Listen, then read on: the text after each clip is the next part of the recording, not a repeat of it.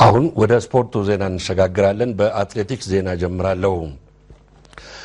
ትናንት በስኮትላንድ ኤደንብራ ከተማ በተካሄደው ሀገር አቋራጭ ሩጫ ውድድር የኬንያው ኪፕሮፕ አሸናፊ ሆነ። በዚህ ውድድር ቀነኒሳ በቀለ 11ኛ ደረጃን አግኝቷል።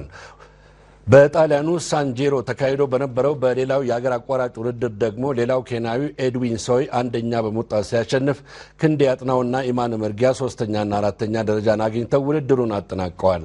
በሴቶቹ ውድድር ደግሞ የኬንያዋ መርሲ ቺሮኖ አንደኛ ሆና አሸንፋለች። አፈራ ጎይፋይና ብርቱካን አደም 3ኛና 5ኛ ደረጃን በማግኘት ውድድሩን አጠናቀዋል። ትናንት በአዲስ አበባ ስታዲየም በተደረገው የኢትዮጵያ ፕሪሚየር ሊግ ጨዋታ ኢትዮጵያ ቡና ጨዋታውን ባቻ ውጤት አጠናቋል። የጨዋታው የመሃል ዳኛ ከሁለቱም ክለብ ደጋፊዎች ተቃውሞ አስተናግደዋል። መኳንንት በርሄ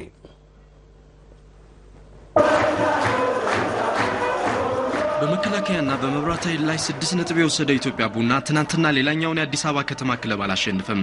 ከኢትዮጵያ ንግድ ባንክ ጋር ያደረገውን ጨዋታ ባቻ ውጤት አጠናቋል። ኢትዮጵያ ቡና በዚህ የውድድር ዓመት ባደረጋቸው 7 ጨዋታዎች 9 ነጥቦችን ብቻ ሰብስቧል። ለኢትዮጵያ ቡና ታፈሰ ተስፋዬ፣ ለኢትዮጵያ ንግድ ባንክ ኤልመዲን መሐመድ የቀድሞ ክለቡ ላይ ጎሎቹን አስቆጥረዋል። በትናንትናው ጨዋታ ኢትዮጵያ ንግድ ባንክ ምን ያህል ወንድሙ የቀይ ካርድ በማየቱ ምክንያት በ10 ተጫዋቾች ጨዋታውን ለማጠናቀቅ ተገዷል። በኢትዮጵያ ቡና በኩል ደግሞ የቀድሞ ክለቡን የገጠመው አብርሃም ሚሳቅ በመጀመሪያዎቹ ግማሽ 20 ደቂቃ እንደተጫወተ በጡንቻ መሳሳብ ከሜዳ ወጥቷል። ሁለቱም አሰልጣኞች ያገኟቸውን አጋጣሚዎች አለመጠቀማቸውን የጨዋታው አቅጣጫ እንደቀየረባቸው ገልጸዋል። የቀድሞ ክለቡን የገጠመው አሰልጣኝ ጥላውን መንገሻ ተጫዋች በቀይ ካርድ ከወጣብን በኋላ ክፍተት አልተመለከትኩም፣ ሆኖም ጨራሽነት ይጎለን ነበር ብሏል። የኢትዮጵያ ቡናው አሰልጣኝ ውበቱ አባተ በበኩሉ በትናንትናው የዳኝነት አመራር ላይ አስተያየት ከመስጠት ተቆጥቧል፣ ግን ሁለተኛው ግማሽ ላይ ጥሩ ነበርን ሲል ተናግሯል። ተጫዋች በቀይ ካርድ የወጣባቸው የንግድ ባንክ አመራሮች የዳኛውን ውሳኔ ተቃውመዋል። የጨዋታው የመሃል ዳኛ ከሁለቱም ክለብ ደጋፊዎችና አመራሮች ተቃውሞ አስተናግደዋል። የፕሪሚየር ሊጉ ጨዋታዎች ዛሬ ቀጥለው ይደረጋሉ። አዲስ አበባ ላይ ደደቢት አዳማ ከነማን 10 ሰዓት ላይ ይገጥማል። የሁለቱ ቡድኖች አሸናፊ 13 ነጥብ ይዛል። መብራት ኃይልና ሐዋሳ በሚያደርጉት ጨዋታ መብራት ነጥብ ከጣለ የኢትዮጵያ ፕሪሚየር ሊግ አዲስ መሪ ያገኛል። መብራት ሙሉ 3 ነጥብ ከያዘ በ14 ነጥብ ሊጉን መምራት ይቀጥላል። አርባ ምንጭ ከመከላከያ፣ አየር ኃይል ከቅዱስ ጊዮርጊስ፣ ድሬዳዋ ከሲዳማ ቡና በፕሪሚየር ሊጉ ሌሎች ጨዋታዎች ናቸው።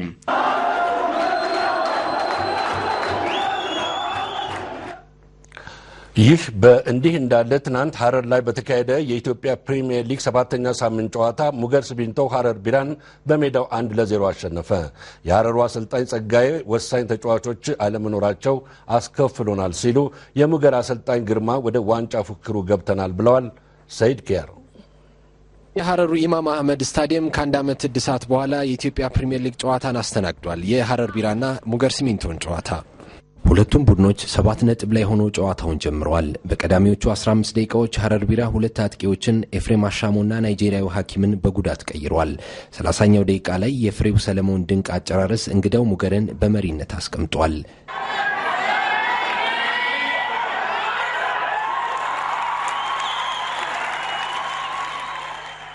ሙገሮች በተለይም የመጀመሪያውን ግማሽ በበላይነት ጨርሷል። አብዱልከሪም አባፎጊ፣ ፍሬው ሰለሞን፣ የተሻግዛውና ፍጹም ገብረ ማርያም በአማካይና አጥቂ ስፍራ ድንቅ እንቅስቃሴ አድርገዋል። አማሃ በለጠ ለሐረር ቢራ 2 ለግብ የቀረቡ ኳሶችን ሞክሯል። በሁለተኛው ግማሽም ሙገሮች ወደ ግብ በመቅረብ እየተሻሉ ነበሩ። በአማካይ ስፍራ ላይ የአስጨናቂ ገብረስላሴ አለመኖር እንድንበለጥ አድርጎናል።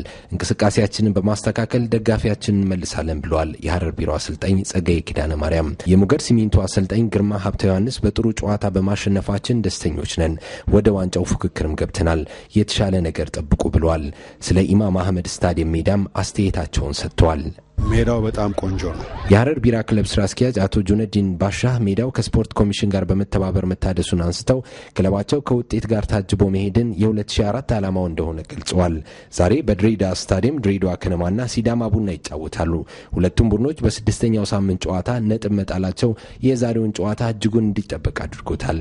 ለኢትዮጵያ ሬዲዮና ቴሌቪዥን ድርጅት ለተጠናከረው ዘገባ ሰይድ ኪያር ድሬዳዋ። ወደ ውጭው ዜና ስንሸጋገር ደግሞ በስፔን ላሊጋ ሪያል ማድሪድ በሰፋ የጎል ልዩነት ግራናዳን አሸነፈ። ሻምፒዮኑ ባርሴሎና በካታሎን ደርቢ ስፓኞልን ይገጥማል። ፍርድ ያውቃል ንጉሴ Due to the festive season, La Liga action. በፈረንጆች ገና ሳቢያ ለ3 ሳምንት ተቋርጦ የነበረው የስፔን ላሊጋ ትላንት ጀምሯል። በሆዜ ሞሪኒዮ የሚመሩት ሪያል ማድሪዶች በሜዳቸው ሳንቲያጎ በርናባው ግራናዳን አስተናግደው በአሳማኝ ብቃት 5-1 አሸንፈዋል። ካሪም ቤንዜማ ግሩም አቋም ባሳየበት ጨዋታ 2 ጎሎችን ከመረብ አገናኝቷል። ሰርጂዮ ራሞስ፣ ጎንዛሎ ሄግዌን እና ክርስቲያኖ ሮናልዶ ቀሪዎቹን ጎሎች አስቆጥረዋል። የግራናዳን የማስተዛዘኛ ጎል ሚኬል ሪኮ በስሙ አስመዝግቧል። ማድሪዶች ውጤቱን ተከትሎም በ17 ጨዋታ 43 ነጥቦችን በመሰብሰብ ላሊጋውን በ6 ነጥብ ልዩነት መምራት ጀምረዋል። ከጨዋታው በኋላ ለፎርፎርቱ መጽሔት አስተያየታቸውን የሰጡት የማድሪዱ ምክትል አሰልጣኝ አይቶር ካራንካ ያገኘነው ውጤት በጣም አስደሳች ነው። የሮናልዶ ወደ አቋሙ መመለሱና የቤንዜማ ጉዳት አሳሳቢ ያለመሆኑ ደስተኛ አድርጎናል ብለዋል። ሮናልዶ ትላንት ያስቆጠራትን ጎል ጨምሮ በላሊጋው ያስቆጠራቸውን የጎል ብዛት 17 አድርሷል። ትላንት በተደረጉ ሌሎች መርሃ ግብሮች ሌቫንቴ ከሪያል ማዮርካ፣ ሪያል ሶሲዳድ ከአሳሱና፣ ማላጋ ከአትሌቲኮ ማድሪድ 0-0 አቻ ሲለያዩ ሬሲንግ ሳንታንዴር በኢስፒኖዛ ጎል ሪያል ዛራጎዛን 1-2 ረቷል። ዛሬ ምሽት 5 ሰዓት ላይ በካታሎን ደርቢ ባርሴሎና ወደ ኮርሌና ኤል ፕራት ሜዳ አቅንቶ ኢስፓኞልን ይገጥማል። በጨዋታው አንድሬስ ኢኔስታ ከጉዳቱ አገግሞ ወደ ሜዳ እንደሚመለስ አሰልጣኝ ፔፕ ጋርዲዮላ ለጎል.com ተናግረዋል። መቼም ቢሆን ከባርሴሎና መውጣት አልፈልግም ሲል ለሶከርኔት ድረገጽ ትላንት አስተያየቱን የሰጠው ሜሲ ጨዋታው ከባድ ቢሆንም ለማሸነፍ እንጥራለን ብሏል። በሌሎች መርሃ ግብሮች ሲቪያ ከሪያል ቫዮካኖ፣ ሄታፌ ከአትሌቲኮ ቢልባኦ፣ ሪያል ቤቲስ ከስፖርቲንግ ሂዮን የሚገናኙ ሲሆን በኤል ማድሪጋል ቪያሪያል ከቫሌንሺያ የሚያደርጉት ጨዋታ ትኩረትን ስቧል። Real Zaragoza. Real Madrid on our 6